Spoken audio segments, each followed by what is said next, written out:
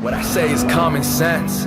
At least you got what you paid for. If you don't like anything that I said, I give you the shirt on my back, but you couldn't see it. That's why I felt so closed off. What's up, guys? My name is TDK, and today in this video I'm going to be ranking every total drama season worst to first. Keep in mind that this list is based solely on my opinion, so it is entirely okay if you disagree. Keep in mind in this video I will be spoiling all the seasons with who's in the finale and parts of it. So without further ado, let us begin. Coming in 7th place is Pockettail Island. Now, Pockettail Island comes in 7th due to the season having only 13 episodes. The characters are really far-fetched and really unrealistic, and they play way too much into their stereotypes. Like Leonard really thinking he's a wizard is freaking stupid. Beardo being only able to do sound effects makes no sense, and the list goes on and on. The season is still good, with a few good characters such as Sean, Jasmine, and Sky, but other than that, there's not much else going for the season. Sugar was a okay antagonist, but other than that, Pockettail Island is considered one of the worst considered in total drama standards. Coming in 6th place is not a shocker here. It's going to be AllStars.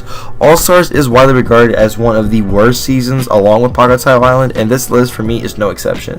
AllStars has 14 previous contestants returning from both generations, and with the type of cast it had, it looked like it was going to be a really good season, and the hype was really real for it.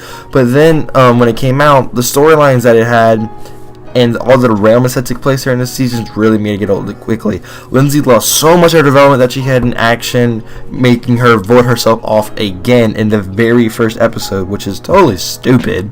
The love triangle that they had with Gwen, Courtney, and Duncan was a good idea. However, they wrote Duncan as being soft. It was really annoying, and then when he blew up Chris's cottage and got removed, that whole thing fell through. Then there's the finale, which is... This finale gets a lot of hate. It's with Mike and Zoe, or Mal and Zoe, whatever. This finale was kind of foreshadowed as Mal was the main antagonist, and since Mike and Zoe were a couple going into this season, it kind of foreshadowed it, and no, this season left a lot of bad taste in a lot of people's mouths, including my own, so anyone who has watched this season totally understands what I'm saying and why this season is considered one of the worst.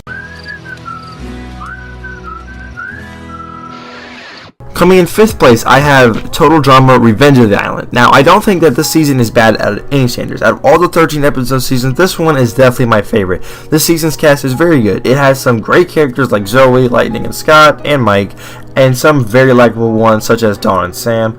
The only real bad one character out of this cast is Stacy, but she is the first elimination and was going very quickly. Scott was a great antagonist, as always trying to have his team lose so he could vote them off. And it had a very good finale between Lightning and Cameron. I really like those two. I really like that finale. The only real bad thing about this season are the challenges. The challenges are kind of bland as they are back on the same island from season 1. So they couldn't really do too much things unless they were repeats. So I totally understand it. Overall, I do think this is a great season and it's definitely worth a watch if you have not watched it yet.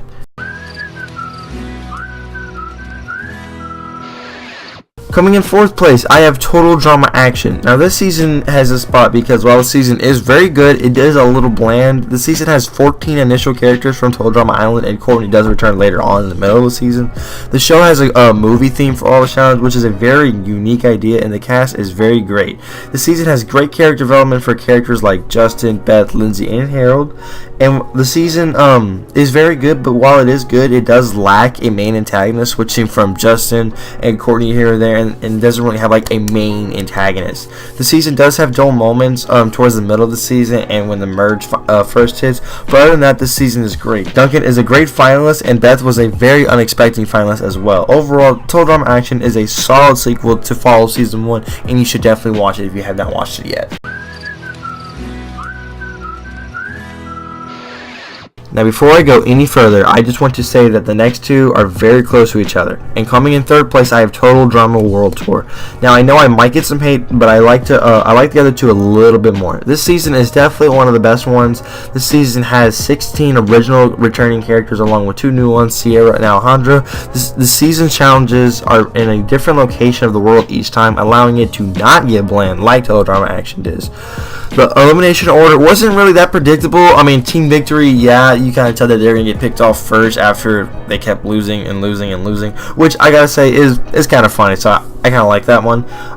There's some very good character development for characters that did not compete in season 2, such as Noah, Tyler, and Cody.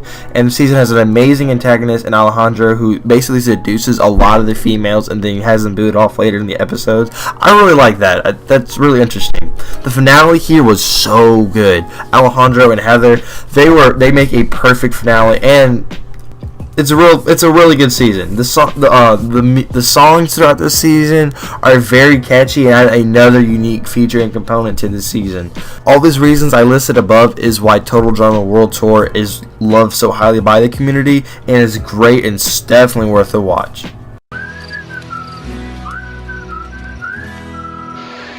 Now, coming in second place, I have Total Drama The Redonkulous Race. Now, I've expressed my opinion on why I think this season is so good, but here's a quick rundown. The Redonkulous Race is a spin-off series, and unlike every other season of Total Drama, Redonkulous Race is a spin-off series, and unlike every other season of Total Drama, it's a race around the world with the team in last place going home at the end of each episode. The cast has 18 teams and 36 characters, along with Dawn as the new host, makes this season very, very fresh. Most of the teams get great character development. The elimination order for this season was really hard to predict, which is great for me because I don't like when elimination order is too predictable. The Ice Dancers make a great antagonist, and the finale was good, and the writing in the season is amazing. This season is great and well worth the watch, and such a good installment of the Total Drama franchise. And with that being said, there only leaves one season left, which is... And coming in at number 1, obviously, is Total Drama Island. Total Drama Island is definitely the greatest season of all, and when the show came out way back when, it had such a unique idea for it. 22 teens on one island, all competing for the chance to win $100,000. This season has alliances, couples, and enemies formed as the season goes on and on and on. Now, this season introduces some of the most iconic characters of all time in the series, such as Owen, Duncan, Gwen, and Heather. The writing, development, and character interactions always keep your eyes printers and your eyes watching at the TV. The eliminations are very dramatic and had me gritting my teeth the first time I watched it, all the way back when I was a kid back in 2008. Chris was also not insanely crazy throughout the season, normal and sane, which made the season more realistic. This season was also had the best antagonist of them all, which is Heather. The season really makes you hate her, and then her elimination is so much more sweet when it happens. Also, fun fact: this season is the only one where everyone in the final 4 actually does get a win later on in the season. Just pointing that out. This is where it all begins, and it's what helped make this series what it is today. This is by far a must-watch if you still have not seen it yet. So there's my list, guys. I hope you guys all enjoyed. If you did, please feel free to drop a like on the video.